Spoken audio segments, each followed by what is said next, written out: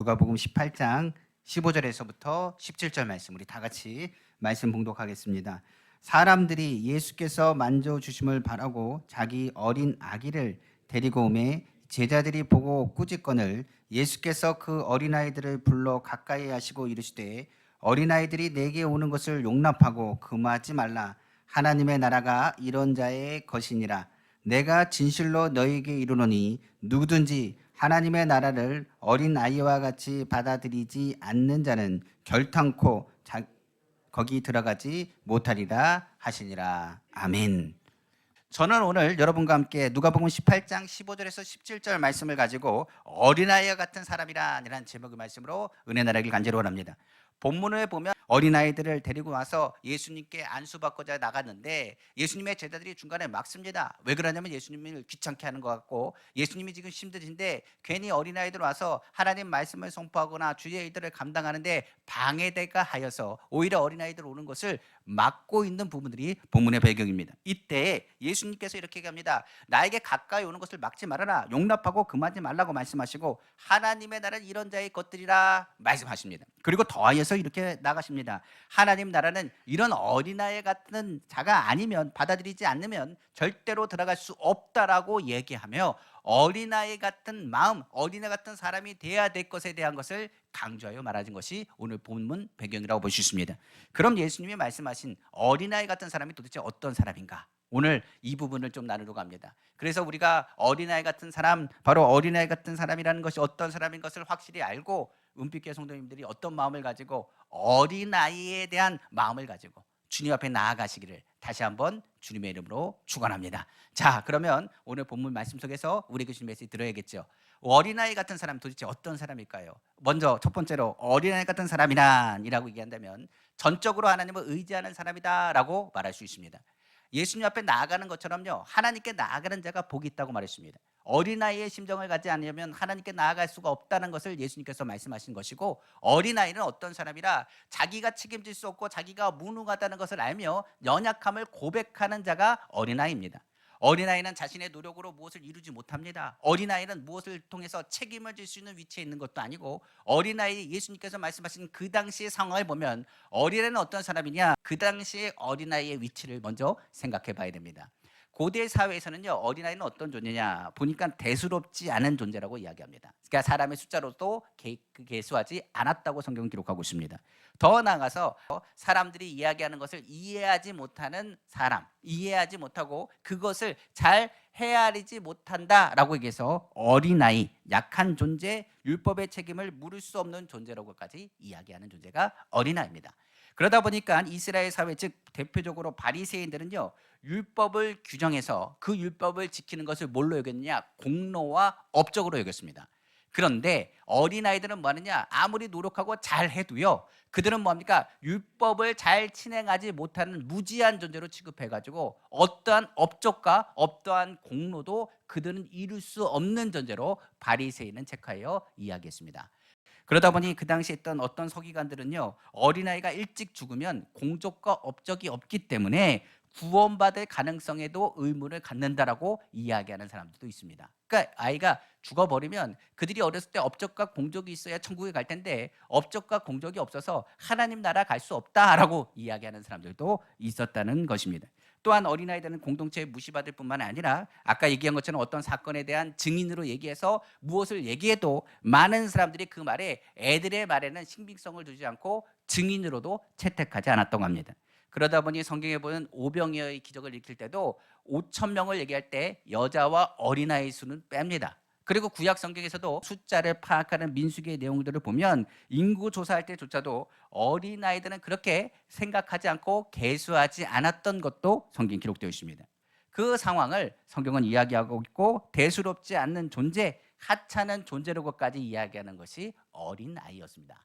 그러니까 정리해보면 어린아이는 어떤 사람? 연약한 사람, 어떤 사람? 낮은 사람, 어떻게 보면 하찮은 사람, 부족한 사람, 자기 능력은 아무것도 할 수 없는 사람, 그래서 누군가의 보호와 돌봄이 반드시 필요한 사람, 그런 사람을 어린아이라고 말할 수가 있겠죠. 그러다 보니까 누가복음 18장은요, 어린아이에 대한 비유에 대한 얘기들을 아주 잘 친절하게 설명한 말씀들을 앞에 배치해 놓고 있습니다. 그럼 한번 본문을 한번 찾아보고 어린아이 같은 신앙, 어린아이 같은 사람이 어떤 사람인지를 한번 생각해 보겠습니다. 자, 누가복음 18장 1절에서 8절 먼저 말씀 보겠습니다.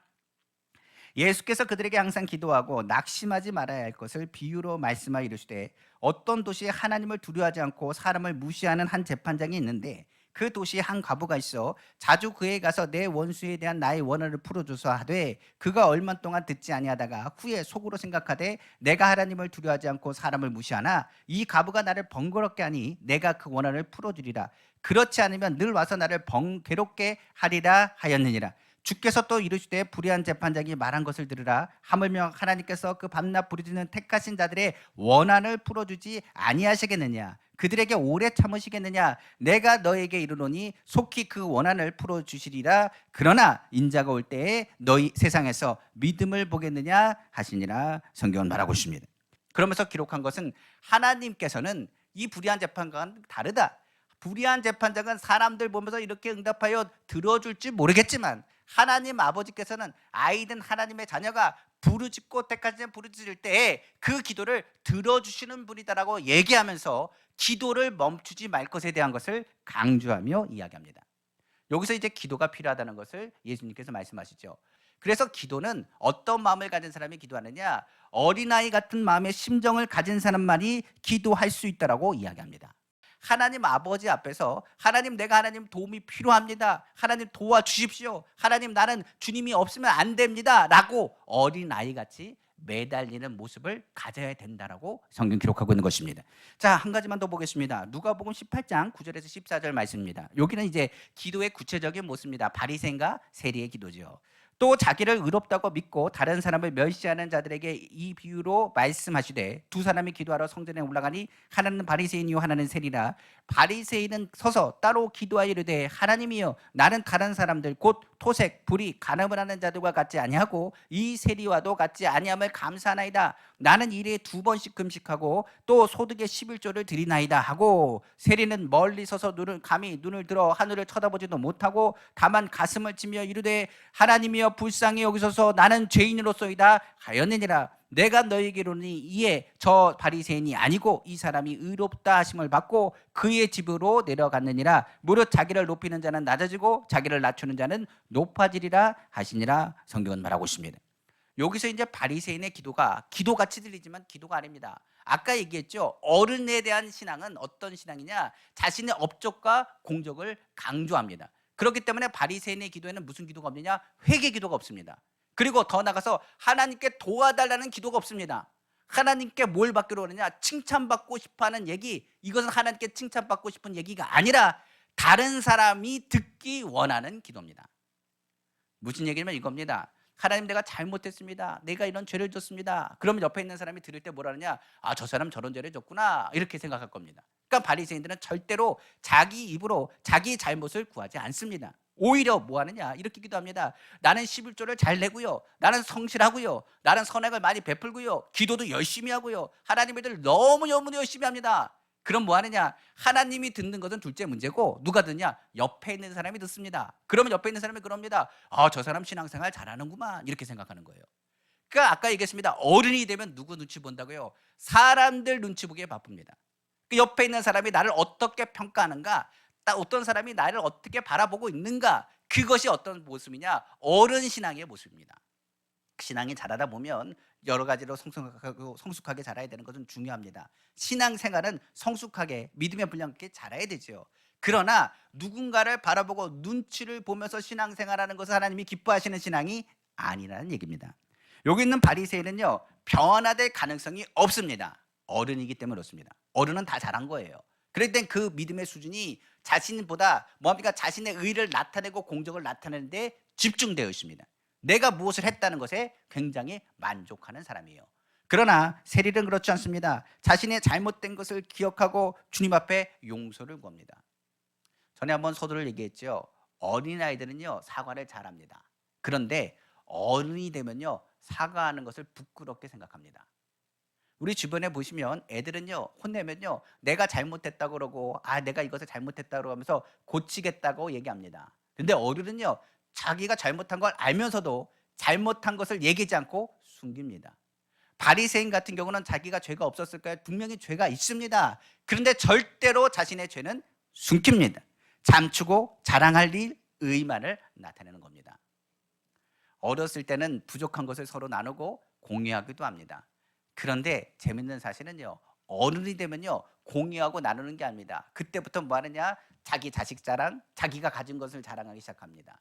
자기가 지금 어떤 상황에 놓여 있는지는 중요하지 않습니다. 오히려 그것을 통해서 뭐 하느냐? 자신의 모습이 멋있게 보이기를 원하는 것이 어떻게 보면 어른 신앙의 모습일 줄로 모르겠습니다. 이 기도를 성경은 말합니다. 자기가 잘하고 있다. 나는 저 세리와 같지 않습니다. 비교하고 자신이 얼마나 의롭다는 것을 강조하는 어른의 기도. 난 잘하고 있다. 내가 맞다. 나는 충실하다. 난 정직하다. 쟤보다 내가 낫다. 그러므로 나는 하나님이 필요 없다는 외침과 같다는 것을 우리는 알아야 됩니다. 혼자서도 잘하는데 기도가 뭐가 필요하겠습니까? 그러니까 어린아이 같지 않으면 사람이 뭐 할 수 없다고 이 성경은 말하느냐? 기도할 수 없다는 것입니다. 내가 문제를 해결할 수 있는데 하나님이 뭐가 필요합니까? 내가 무엇을 해결할 수 있는데 하나님이 무엇이 필요합니까? 나 혼자서도 잘하는데 내가 무엇을 하나님께 구하고 외칠 수 있겠어요? 그러니까 성경에서 말합니다. 기도조차도 어린아이 같은 마음을 갖지 않으면 기도할 수 없다. 회개하는 것조차도 어린아이 같이 하나님 앞에 매달리고 용서해달라는 외침을 할 수 있는 어린아이의 마음을 가져야지, 어른이 되어가지고 부끄러워서 주님 앞에 나아가지 못한다고 한다면 어찌 주님 앞에 나아갈 수 있느냐라고까지 성경은 기록하고 있는 것입니다. 어린아이들은 압니다. 무엇을 아느냐? 본능적으로 아는 게 있어요. 자기 혼자 살 수 없다. 누군가 나를 돌봐줘야 된다. 나를 붙잡아야 된다. 어린 아이들은 뭐라고요? 끊임없이 뭐 하는 것에 집중되어 있느냐? 구하는 데에 집중되어 있습니다. 마찬가지로 어린아이 같은 신앙은 하나님을 절대적으로 의지합니다. 부모가 보이지 않으면 아이들이 부모를 찾는 것처럼 어린아이 같은 신앙은 내 마음 가운데 갈증과 어려움이 다가올 때마다 누굴 찾는 신앙이냐? 하나님을 의지하고 찾는 신앙이라고 성경은 기록하고 있는 것입니다. 그러므로 자신의 잘못을 인정하고 긍휼을 구하는 것을 부끄러워 생각하지 않습니다. 오히려 자신의 연약함과 도움을 요청하는 과부처럼 기도하고 낮은 자리의 기도가 바로 어린아이의 기도라는 것을 성경은 기록하고 있는 것입니다. 그런 자에게 성경은 뭐라 그랬냐? 하나님 나라가 주어진다라고 기록하고 있습니다. 마태복음 21장 31절에 그들 중에 누가 아버지 뜻대로 하였느냐? 이르되 둘째 아들이니이다. 예수께서 그들에게 이르시되 내가 진실로 너에게 이르노니 세리들과 창녀들이 너희보다 먼저 하나님의 나라에 들어가리라. 그러니까 어린아이들은 뭐라고요? 부모가 필요합니다. 어린아이들은 뭐라고요? 아버지가 필요합니다. 어린아이들은 뭐라고요? 책임질 자가 필요합니다. 아버지 보호할 자가 필요합니다. 나의 억울함 풀어줄 자가 필요합니다. 라는 것이 어린아이 같은 신앙입니다. 어른은 뭐라고요? 나 혼자 할 수 있습니다. 걱정하지 마십시오. 염려하지 마십시오. 문제가 발생해도 감추고 숨기고 다른 사람을 비교하고 판단하는 것, 그것이 어른 신앙의 모습인 것을 우리가 기억했으면 좋겠습니다. 그러면 어른 신앙은요, 절대로 하늘나라 갈 수 없습니다. 왜냐하면 하나님의 나라는 우리의 공적과 우리의 노력과 우리의 업적으로 가는 것이 아니라 하나님 아버지 믿음으로 예수 그리스도의 십자가의 공로로 나아가는 것이기 때문에 그렇습니다. 둘째로 어린아이 같은 자는 어떤 자를 의미하느냐? 성경은 말합니다. 말씀을 의심 없이 받아들이는 사람이라고 성경은 기록하고 있습니다. 어린아이들은 그 부모의 선물을 의심하지 않고 열린 마음으로 받습니다. 좋은 걸 주면 와 좋다라고 좋아합니다. 믿음의 태도에서 어린애 같이 받아들여라. 예수님은 이것을 말씀하십니다. 어른이 뭘 주면 뭐라고요? 감사함으로 받아. 그러면 감사합니다 하고 이야기하고 받습니다. 나 너 예쁘다 그러면 감사합니다 그럽니다. 너 귀엽다 그러면 네 감사합니다 그럽니다. 너 착하다 그러면 감사합니다 그럽니다. 친절을 베풀 때 의구심을 갖지 않습니다. 그런데 어른이 되면 뭐 하느냐? 의심부터 합니다. 어른이 되면 이렇습니다. 예뻐졌다, 좋아 보인다, 정말 건강해 보인다 하면 뭘로 받아들이냐? 내가 살쪘나? 아니면 내가 뭐 문제가 있나? 나에게 뭘 요구하나? 내가 무엇을 구하나? 그렇게 반응합니다. 그러니까 다른 사람이 나를 칭찬해주고 나에게 선을 베풀 때 그것을 호의로 받지 않고 왜 나에게 이렇게 하는지에 대해서 먼저 의심부터 합니다. 요즘 사회가 너무 악하다 보니까 정말 적은 친절도 친절로 받아들이지 않을 때가 종종 있습니다. 어떻게 보면 사회적인 선상이기도 하지만 어른이 되면 어른이 될수록 오히려 좋은 말도 좋은 말로 듣지 않고 한 번 더 꼬아서 들을 때가 있다는 사실입니다. 성경은 이렇게 합니다. 누군가 내 대신에 죽었다. 너희 빛을 청산했다. 그리고 그가 너를 건지셨다라고 얘기합니다. 어린아이들은 뭐라냐? 그 말을 들으면 좋아라 할 겁니다. 아, 나의 빚이 청산됐다, 나를 구원했다, 내가 살았다 라고 한다면 그것에 감사를 표현할 것입니다. 그러나 어른은 안 그렇습니다. 왜 나를 위해서 죽지? 왜 나의 빚을 청산하지? 왜 나를 사랑하시지? 부터 묻는다는 것입니다.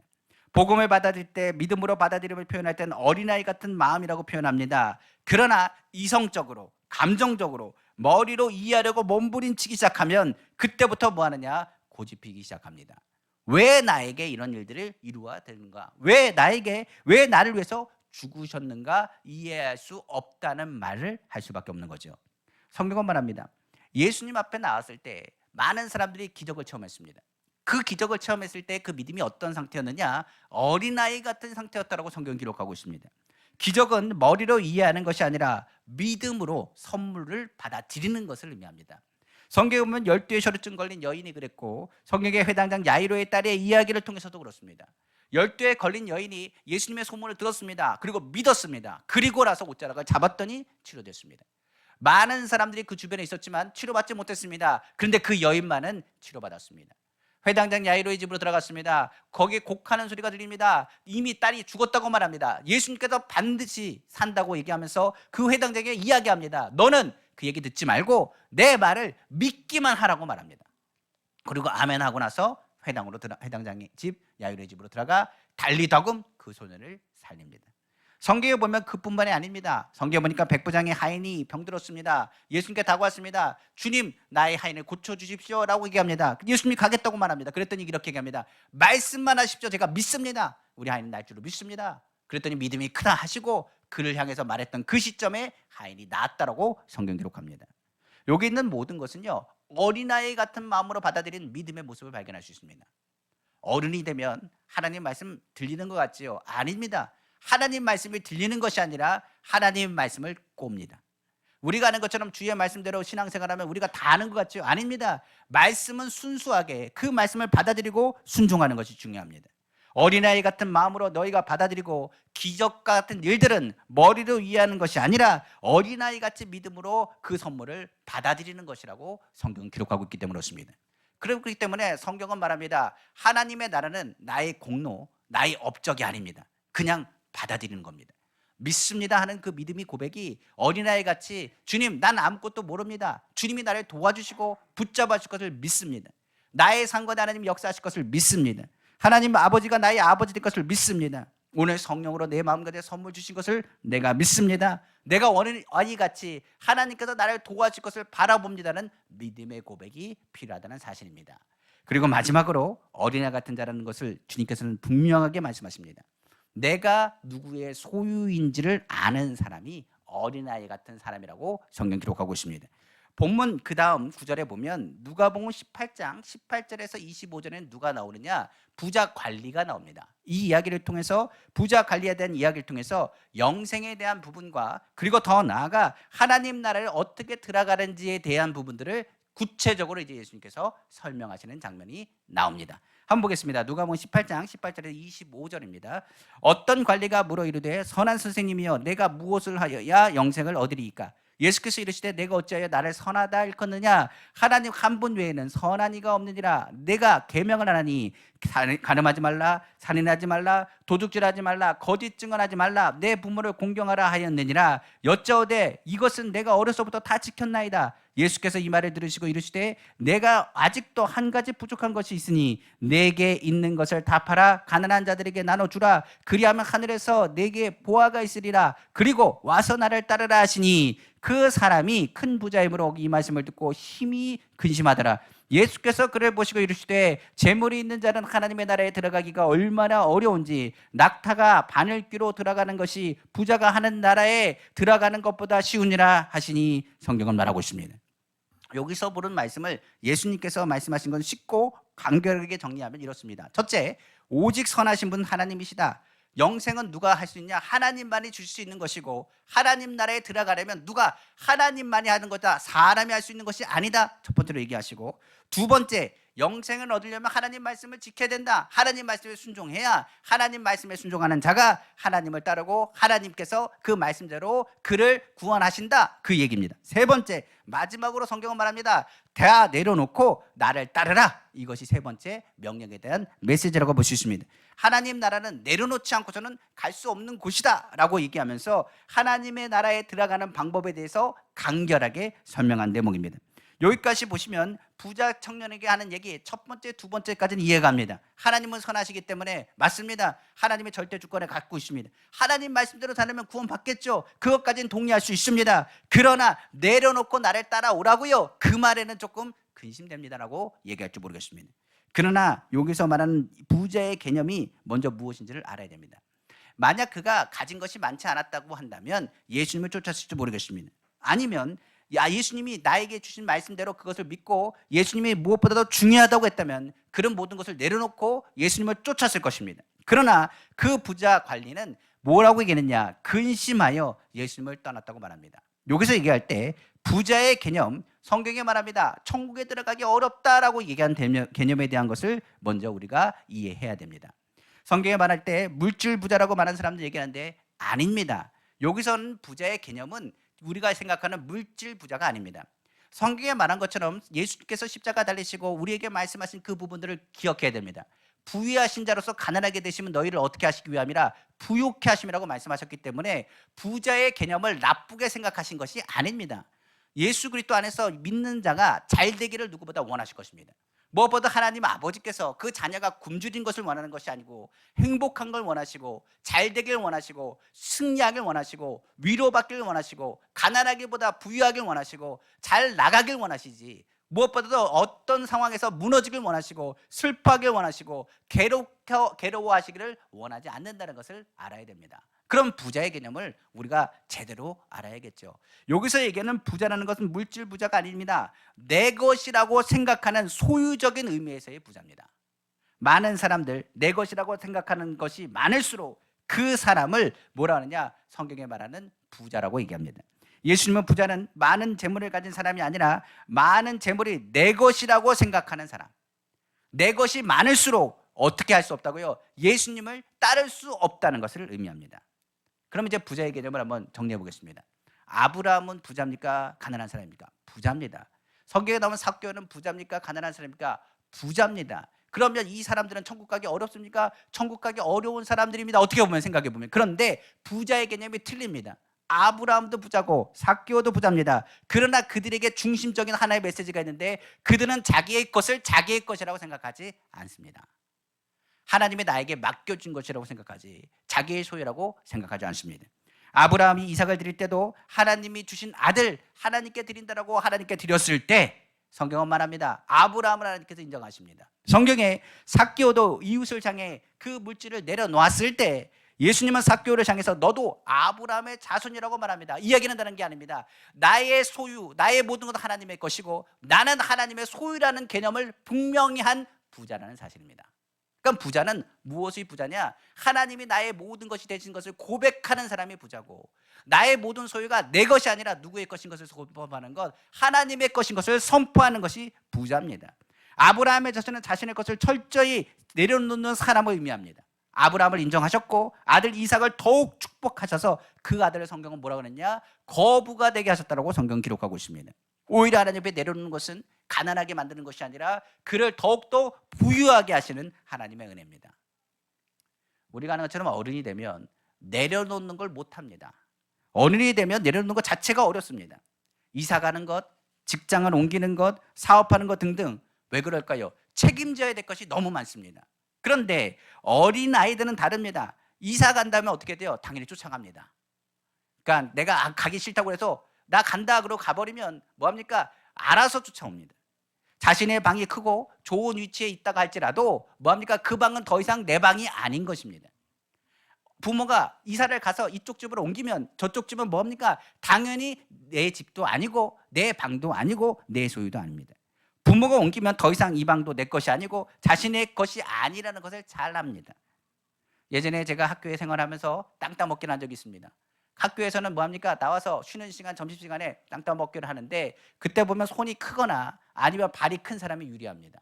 그러니까 돌을 가지고 굴려가지고 땅을 차지합니다. 그러면 내가 많이 차지했다고 하고 제가 손이 작으니까 항상 할 때마다 정말 힘들더라고요.